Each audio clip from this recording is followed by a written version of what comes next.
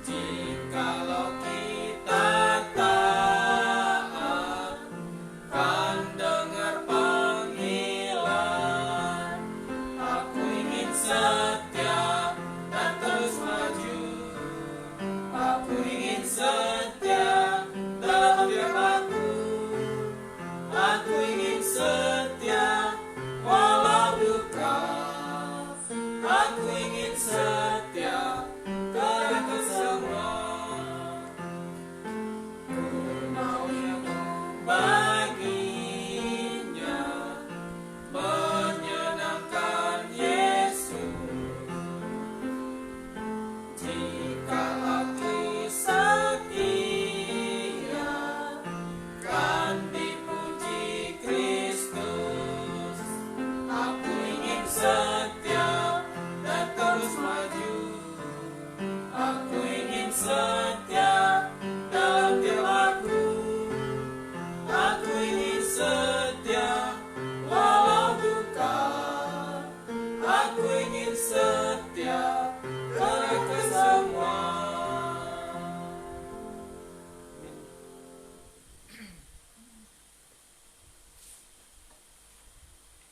Baik, sebelum kita mendengar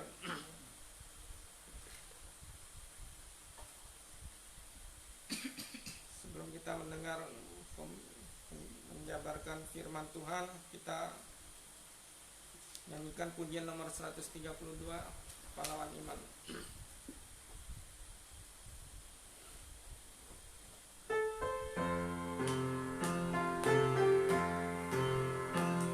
Pandang pada Yesus dalam perlombaan, gerakan segala turai hadiah. Para pahlawan iman yang telah selesai, merekalah saksiku dari surga. Pahlawan iman yang dulu berjuang diri teguh, ku mau ikut teladan mereka. Pahlawan iman setia, Yakub masuk jajaran, Yusuf pun pahlawan, Musa dan para saleh juang keras. Ada Daud dan Daniel, lalu Petrus, Paulus, mereka sudah di jalan emas.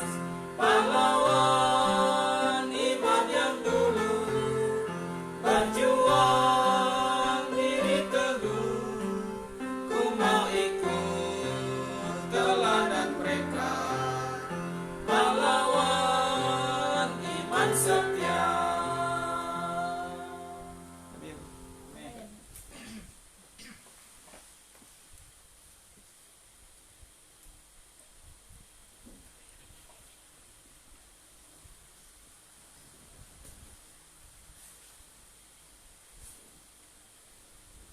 Baik, puji Tuhan. Kita tetap berbakti, saudara-saudari.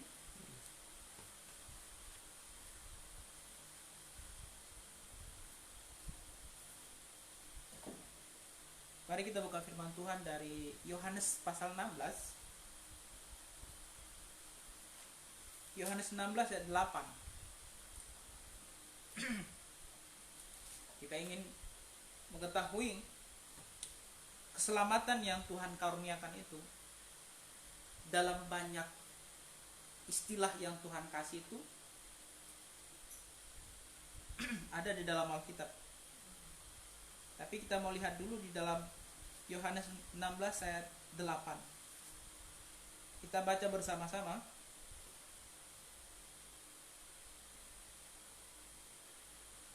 Yohanes 16 ayat 8.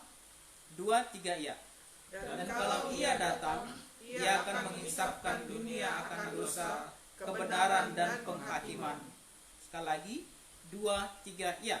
Dan jikalau Ia datang, Ia akan mengisapkan dunia akan dosa, kebenaran dan penghakiman. Amin. Kita berdoa. Tuhan yang di surga, kami banyak berterima kasih padamu. Terima kasih untuk segala sesuatu yang Tuhan karuniakan dalam hidup kami. Setiap hari selalu baru berkat-berkat Tuhan dalam hidup kami. Terima kasih Tuhan telah menyatakan dirimu kepada kami, sehingga kami boleh percaya padamu. Tuhan Yesus, saat ini kami mau merenungkan uraian firman-Mu. Mohon kiranya Allah Roh Kudus terangi hati kami, agar kami memahaminya dan boleh bertindak dalam kehidupan kami sesuai dengan firman-Mu. Tuhan, berfirmanlah kepada kami sekalian, sebab kami semua mendengar. Dalam nama Tuhan Yesus kami berdoa. Amin. Baik. Kita akan lihat sekarang bicara mengenai tentang keselamatan ya. Keselamatan. Jadi keselamatan itu, ketika keselamatan itu sudah orang percaya terima, itu banyak istilah-istilah yang Tuhan berikan di dalam Alkitab. Itu sebetulnya hanya seperti ibarat gambaran berlian. Berlian itu satu, tapi dia bisa dilihat dari berbagai sudut. Dia tetap berlian. Nah, keselamatan itu satu, tapi nanti bisa dilihat dari dilahir barukan, dibenarkan, diangkat jadi anak, dikuduskan. Nah, itu semua satu. Satu. Tapi sudah terkasih dalam Tuhan, kita mau lihat dulu Yohanes 16 ayat 8 itu. Keselamatan itu dari Tuhan datangnya, dari atas. Jadi Tuhan yang memberikan keselamatan itu, tetapi manusia ketika di ayat itu dikatakan, ketika Roh Kudus menginsafkan manusia akan dosa, kebenaran dan penghakiman dalam hati orang itu harus merespon Injil itu. Jadi yang pertama adalah keselamatan inisiatif Tuhan, tidak pernah inisiatif manusia. Ketika keselamatan inisiatif Tuhan, Tuhan Roh Kudus yang bekerja dalam hati orang. Di dalam King James Version-nya itu dikatakan menginsafkan itu lebih kepada menegur, mereproof orang. Dia tegur hati manusia itu. Dia tegur, ketika dia tegur manusia itu menyadari hal itu, baru hatinya manusia itu merespon. Saat hati manusia merespon terhadap teguran Tuhan melalui Injil yang dia dengar, saat itulah terjadi keselamatan. Jadi ada disebut dengan istilah sinergisme. Benar keselamatan dari Tuhan, tapi manusia harus merespon hal itu dengan hatinya sendiri. Sehingga saat itu terjadi, itulah yang disebut dengan keselamatan. Dia dilahir barukan. Kita akan lihat di dalam banyak istilah-istilah. Saat itu terjadi, semua hal yang dijelaskan di sini itu satu paket. Jadi ketika Tuhan kasih keselamatan kepada kita, itu ibarat kado yang di dalamnya banyak bagian-bagian di dalam kado itu. Karena dikasih bungkus kado gitu di kotak. Nah, ketika kita menerima kotak itu, semua yang ada di dalam kotak itu ya udah jadi milik kita. Demikian juga dalam keselamatan, ketika orang percaya sudah selamat, semua yang akan dijelaskan ini itu satu paket dia. Semua satu paket dan tidak saling mendahului. Yang sifatnya tadi mendahului adalah keselamatan Tuhan karuniakan, baru manusia merespon. Tapi semua yang lain mau dijelaskan ini satu paket, tidak ada yang mendahului. Perkejadian langsung, ketika dia selamat, dia menerima semua ini. Ya. Coba kita lihat yang pertama, dilahir barukan. Dilahirkan kembali. Yohanes 3:3. Jadi ketika seorang selamat, sudah diselamatkan, itu pada saat yang sama, itu sebetulnya dia sudah dilahirkan kembali. Ketika dia selamat, itu sama dengan dia sudah dilahirkan kembali. Itu sinonim dengan dia sudah dilahirkan kembali. Coba kita baca Yohanes 3:3.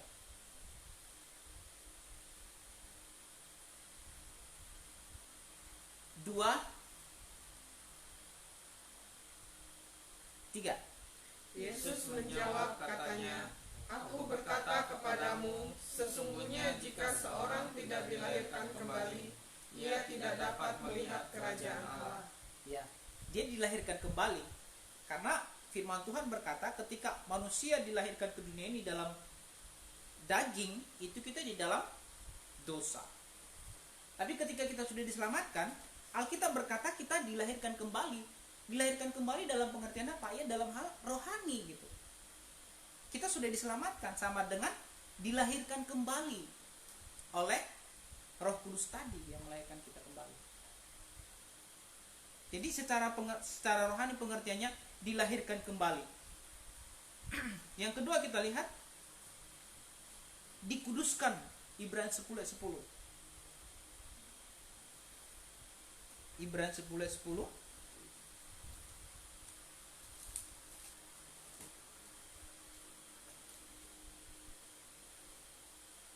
Ibrani 10 ayat 10. Baca bersama-sama. 2, 3, ya. Dan karena kehendaknya inilah kita telah dikuduskan satu kali untuk selama-lamanya oleh persembahan Tuhan Yesus Kristus. Ya.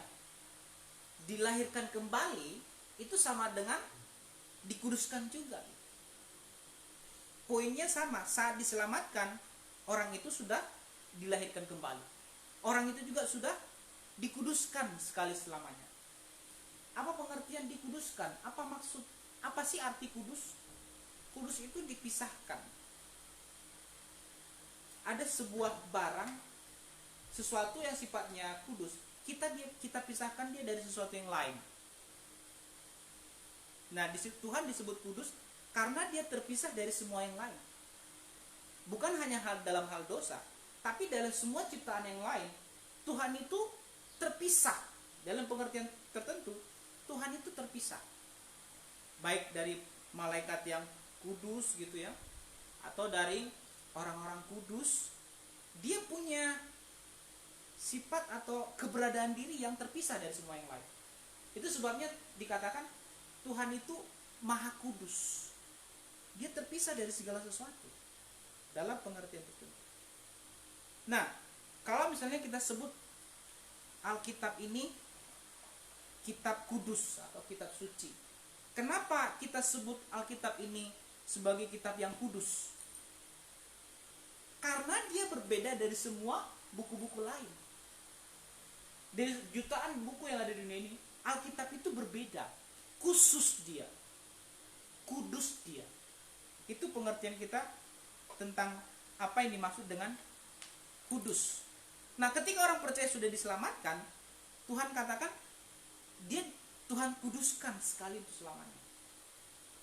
Itu sebabnya ketika Paulus tulis surat ke beberapa jemaat, Paulus tulis kepada orang-orang kudus di Efesus.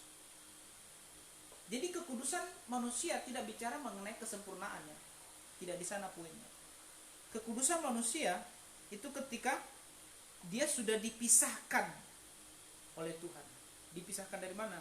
Dari orang-orang berdosa, dikuduskan sekali selamanya. Orang yang dikuduskan ini tidak akan mungkin nanti ke neraka punya.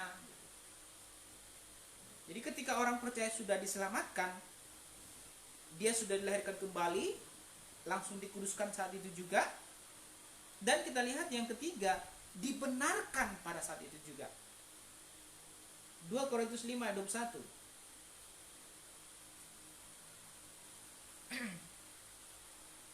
Dilahirbarukan sekali untuk selamanya, dikuduskan sekali untuk selamanya, dibenarkan sekali untuk selamanya. 2 Korintus 5 ayat 21. 2, 3, ya. Dia yang tidak mengenal dosa telah dibuatnya menjadi dosa karena kita, supaya dalam dia kita dibenarkan oleh Allah. Kita dibenarkan. Semua kata-kata dalam Alkitab ini selalu menggunakan kata dibenarkan, dikuduskan, dilahirbarukan, dilahirkan kembali. Karena apa? Karena kita nggak aktif gitu loh. Keselamatan itu bukan kita yang aktif, Tuhan yang aktif. kita itu pasif. Itu sebabnya semua kata-kata tadi, bahkan nanti belakangan, itu menggunakan kata di depannya. Sifatnya berarti kita pasif sebagai dalam hal keselamatan. Ketika Tuhan katakan dibenarkan, kenapa kita dibenarkan? Melalui apa? Melalui perbuatan baik? Tidak.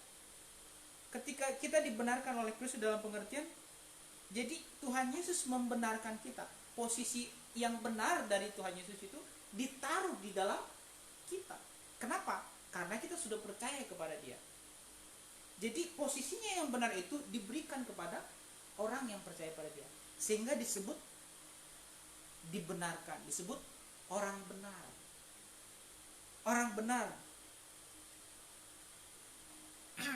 Jadi orang yang salah ini, orang yang salah di hadapan Bapa ini, ketika dia percaya Tuhan Yesus, saat itu dibenarkan. Saat dia sudah dibenarkan oleh Tuhan Yesus, ya Bapa di surga akan baikan dong. Istilahnya kan awalnya kan ketika manusia jatuh dalam dosa itu udah musuhan dengan Tuhan. Udah jadi musuh Allah, menjadi seteru Allah. Menjadi seteru Tuhan. Kenapa? Karena dosa. Tapi ketika posisi sang anak ini diberikan kepada seseorang, nah Bapa di surga baikan dengan orang itu. Makanya kita sebut Tuhan itu sebagai Bapa kita. Kita dibenarkan. Yang keempat kita lihat Roma 6 ayat 18. Kita dimerdekakan. Alkitab berkata, kita dimerdekakan. Dimerdekakan, sekali lagi kita dimerdekakan. Kita pasif di sana. Kemerdekaan itu diberikan sekali lagi. Kelahiran kembali itu diberikan. Pengudusan itu diberikan. Pembenaran itu diberikan. Baca bersama-sama. Roma 6 ayat 18, 2, 3, ya. Kamu telah dimerdekakan dari dosa dan menjadi hamba kebenaran. Hamba kebenaran. Kita sekarang sudah dimerdekakan dari dosa, kata Tuhan. Kenapa? Ya karena awalnya orang yang belum dalam Kristus Yesus itu adalah budak dosa gitu. Karena kita budak dosa dan percaya Tuhan Yesus, sekarang Tuhan katakan kita orang merdeka. Orang yang tidak dikurung lagi dalam peraturan ini nggak boleh, ini nggak boleh, itu nggak boleh. Kita sudah dimerdekakan di dalam Kristus Yesus. Orang yang merdeka dalam Kristus Yesus nggak mungkin candu. Saya tidak harus berpikir dengan orang-orang yang sudah hamba-hamba Tuhan, yang pendeta-pendeta yang punya cukup umur dan mengatakan bahwa merokok itu atau candu itu tidak dosa gitu. Saya bingung dengan beberapa hamba Tuhan yang ngomong begitu, bukan 1-2 orang. Saya pikir harusnya semakin tua harus semakin bincang gitu kan. Tapi ada yang mengatakan hal itu nggak jadi soal. Nah yang parahnya di Indonesia moga-moga belum ada, tapi kemungkinan itu pasti akan ada karena liberalisme sudah masuk ke Indonesia. Dulu sekolah STT Jakarta namanya, sekarang STFT, Sekolah Tinggi Teologi Filsafat, ya teologi. STT Jakarta itu udah ganti nama. Dan ini adalah salah satu gudangnya keliberalismean. Nah, ketika liberalisme masuk ke dalam sebuah gereja, maka semua boleh. LGBT pun nanti bisa jadi masuk, semua boleh. Atas nama apa? Atas nama toleransi, atas nama emansipasi wanita, atas nama kritik teks, atas nama ikut zaman, semua boleh nanti. Jadi sama seperti kemarin saya ketemu dengan orang, saya bicara mengenai kalau saya ketemu orang kalau dia udah emosi saya melunak-lunak, saya menggunakan kata-kata yang pemimpin, pendeta atau gembala wanita itu nggak boleh. Karena dia punya kakaknya kandung pendeta wanita, jadi seperti suaranya meninggi. Ya udahlah, kalau gitu saya akan baik-baikin, maksudnya lebih lembut lagi. Dia akan bilang, oh Tuhan panggil dia. Tuhan panggil dia, maka dia, atau dia punya hati melayani, maka dia boleh melayani. Sudah dijelaskan dengan baik pun dia tidak begitu paham. Nah, saudara kasih dalam Tuhan, ini zaman yang membentuk ajaran. Zaman ini yang membentuk ajaran. Zaman ini yang membentuk perilaku orang-orang. Nah, itu muncul dari orang-orang yang, dari hamba-hamba Tuhan, dari pendeta-pendeta, rohaniawan-rohaniawan yang ada di gereja. Jadi sudah terkasih dalam Tuhan, Tuhan berkata kita dimerdekakan dari semua itu, tapi orang-orang seperti ini, oh itu nggak masalah, ya, itu nggak masalah. LGBT nggak masalah, merokok nggak masalah, minum-minuman nggak menjadi soal. Tapi sudah terkasih dalam Tuhan, yang benar, saat seseorang sudah dibenarkan, dimerdekakan, maka tidak mungkin ada candu dalam orang itu. Pertanyaannya, kalau misalnya ada candu, ya itu kan the big question gitu kan. Itu pertanyaan besar. Saya masih candu terhadap sesuatu. Lalu apa? Apa yang dimerdekakan kalau begitu? Kita tidak percaya kalau orang sudah dimerdekakan di dalam Kristus Yesus, dia masih candu. Kita tidak percaya itu. Nah, saudara terkasih dalam Tuhan, kita dimerdekakan oleh Kristus dari semua perhambaan apapun itu. Kita ikut Kristus, merdeka dari dosa dan semua bentuk perhambaan. Yang kelima, kita lihat 1 Yohanes 3 ayat 2. Kita diangkat jadi anak. Awalnya kita anak-anak iblis. Hanya ada 2 kategori di dunia ini. Yang pertama anak iblis, yang kedua anak Allah. 1 Yohanes 3 ayat 2. 1 Yohanes 3 ayat 2. Baca bersama-sama. 2, 3, iya. Saudara-saudaraku yang kekasih, sekarang kita adalah anak-anak Allah, tetapi belum nyata apa keadaan kita kelak. Akan tetapi kita tahu bahwa apabila Kristus menyatakan dirinya, kita akan menjadi sama seperti Dia, sebab kita akan melihat Dia dalam keadaannya yang sebenarnya. Satu ayat lagi, 1 Yohanes 3 ayat 10. Ayat 10 di atasnya.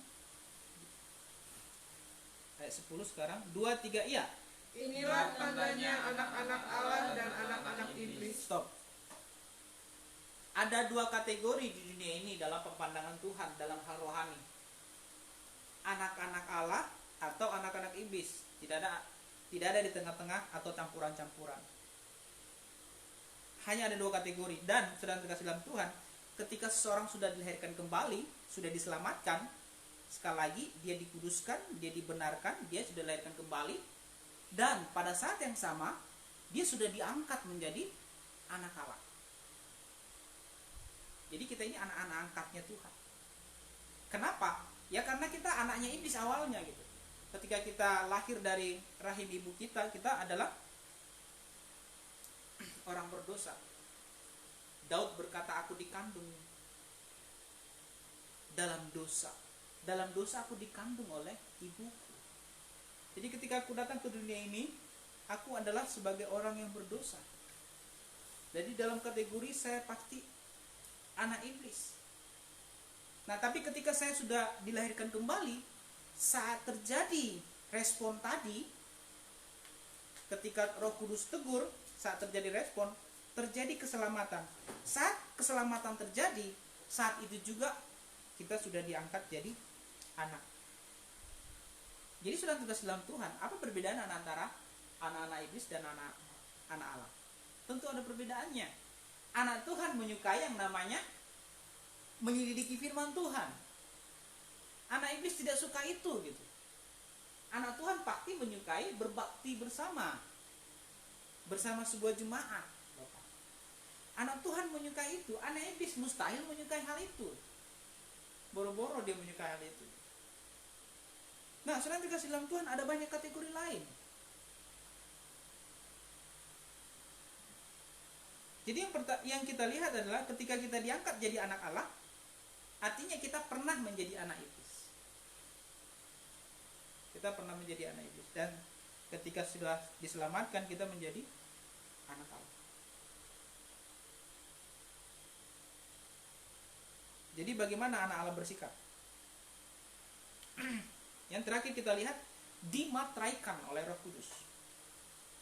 Efesus 1 ayat 13.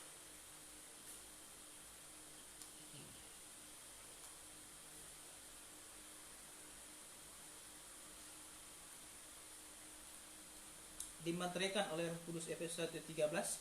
Kita baca bersama-sama. 2, 3, ya. Di dalam Dia kamu juga, karena kamu telah mendengar firman kebenaran, yaitu Injil keselamatanmu.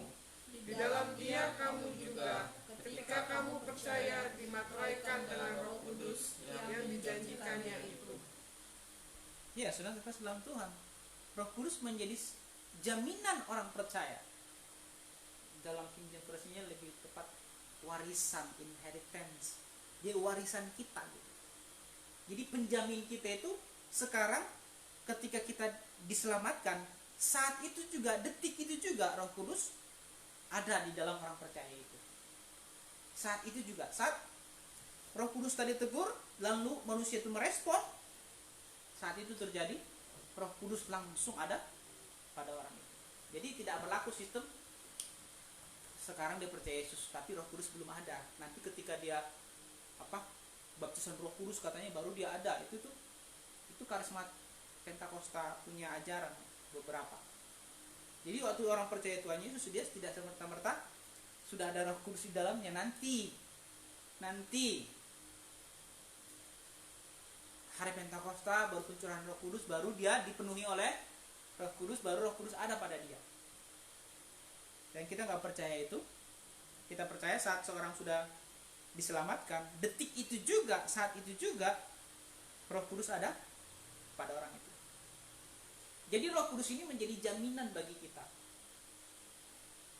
Sehingga ketika kita menyebut Yesus ada di dalammu, Yesus ada di dalamku, itu dalam pengertian Roh Kudus ada dalam kita.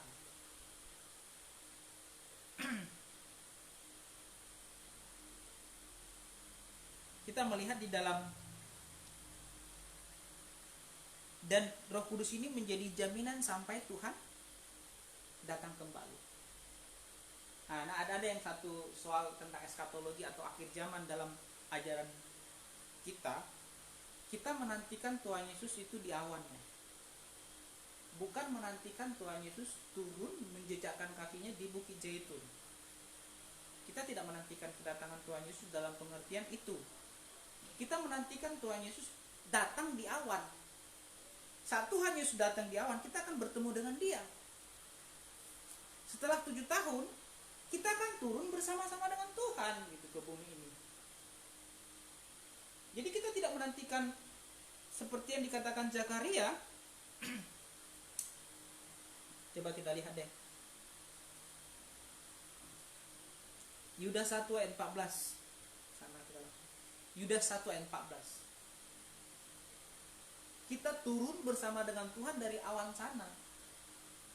Dari atas kita turun bersama dengan Tuhan. Jadi kita tidak menantikan Tuhan Yesus datang menjejakkan kakinya di Bukit Zaitun. Yudas 1 ayat 14, coba kita lihat. Kita baca bersama-sama. 2, 3, ya.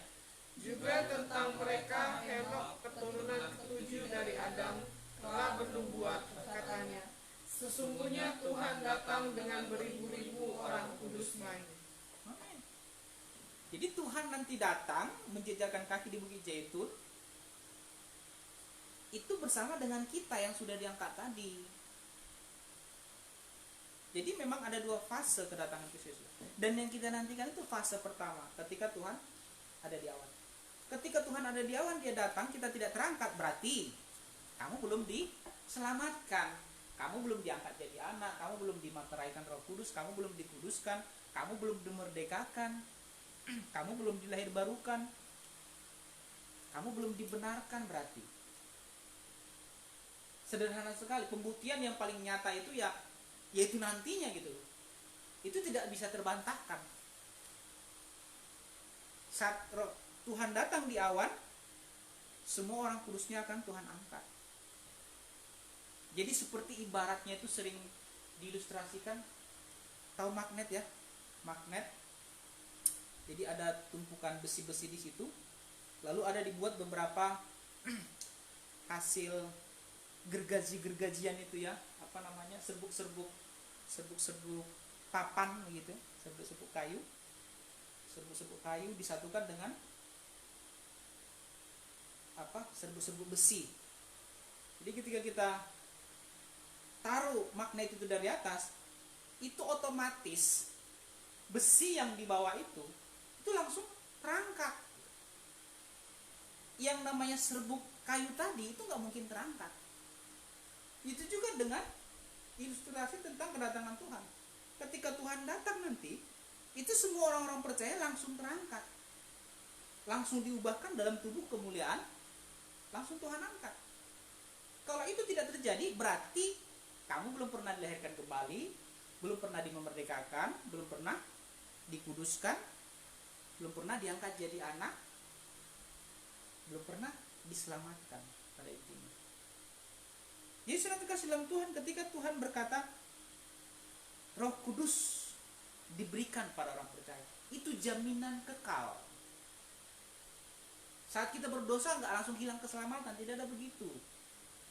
Roh Kudus memang kita dukakan, misalnya kita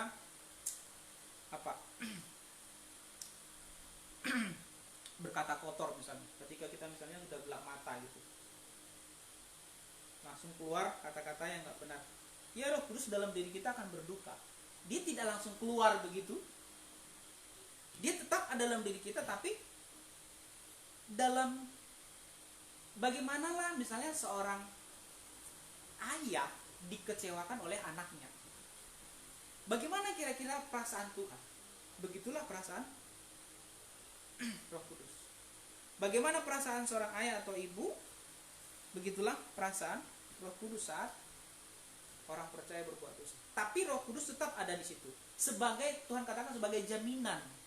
Jaminan sampai apa? Sampai dia nanti dimuliakan, sampai Tuhan datang. Itu jaminannya, jaminan mulia.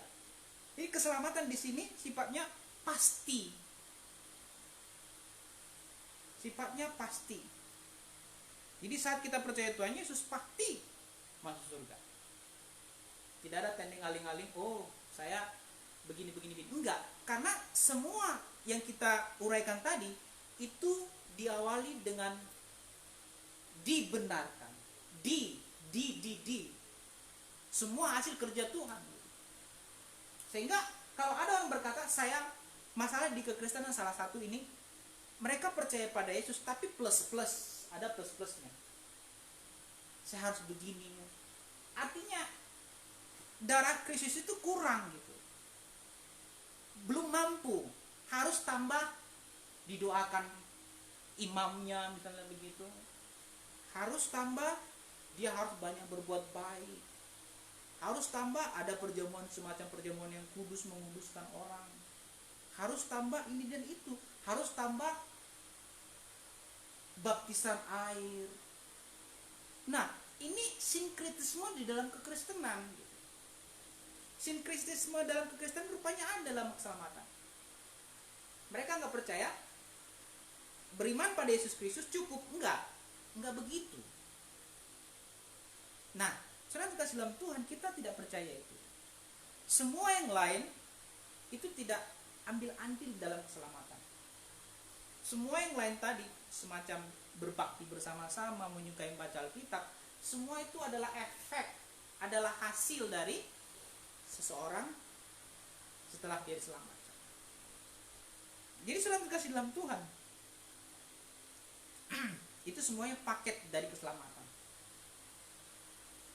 Apa tadi, Elizabeth? Paket keselamatan itu apa aja tadi? Dilahirkan kembali. Maria apa? Dibenarkan. Apa lagi?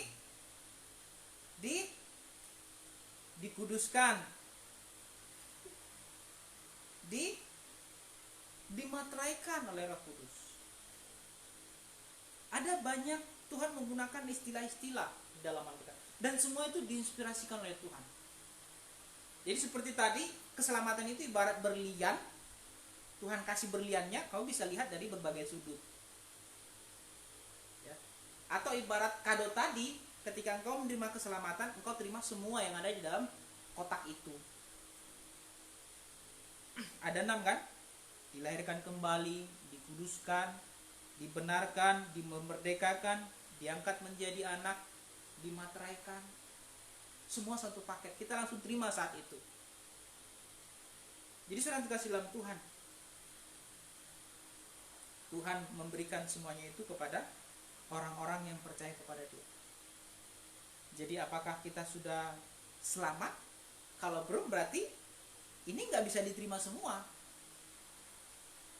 Belum bisa diterima semua. Dan tidak ada istilah gini, dia belum selamat, tapi boleh dong, mungkin bisa 1-2. Apakah dikuduskan bolehlah, atau dilahirkan kembali bolehlah, nggak bisa. Itu sifatnya satu paket. Seorang selamat, semua dia dapat. Tidak selamat, ya tidak dapat satupun. Mari kita bangkit berdiri. Kita baca kembali ayat yang pertama tadi. Kita baca Yohanes 16 ayat 8.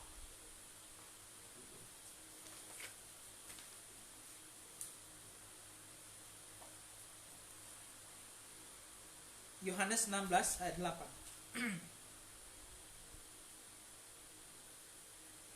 2, 3, ya. Dan kalau Ia datang, Ia akan mengisapkan dunia akan dosa, kebenaran dan penghakiman. Sekali lagi, 2, 3, ya. Dan kalau Ia datang, Ia akan mengisapkan dunia akan dosa, kebenaran dan penghakiman. Dan Roh Kudus sudah datang ketika Tuhan Yesus naik ke surga. Jadi setiap orang yang mendengar Injil, dia harus merespon itu. Kalau dia tidak, maka dia tidak selamat. Kita berdoa. Tuhan, sungguh benar firman-Mu adalah satu-satunya tulisan yang kudus, karena berasal daripada Tuhan. Kata-kata yang kudus, semua huruf dalam firman-Mu Engkau napaskan, Engkau hembuskan. Itu sebabnya Tuhan, dia menjadi sesuatu yang khusus, yang menyelamatkan orang-orang, yang menyelamatkan semua orang berdosa. Tuhan, mohon kiranya Engkau yang tetap tuntun kami. Sekiranya ada di antara kami yang belum Tuhan lahir kembali, biarlah Roh Kudus tegur hatinya selalu, agar dia boleh Tuhan lahirkan kembali. Tuhan, terima kasih, biar kami semakin mengasihi Tuhan menjelang kedatangan-Mu yang kedua kali. Terima kasih Tuhan Yesus, dalam nama-Mu kami berdoa. Amin. Silakan duduk.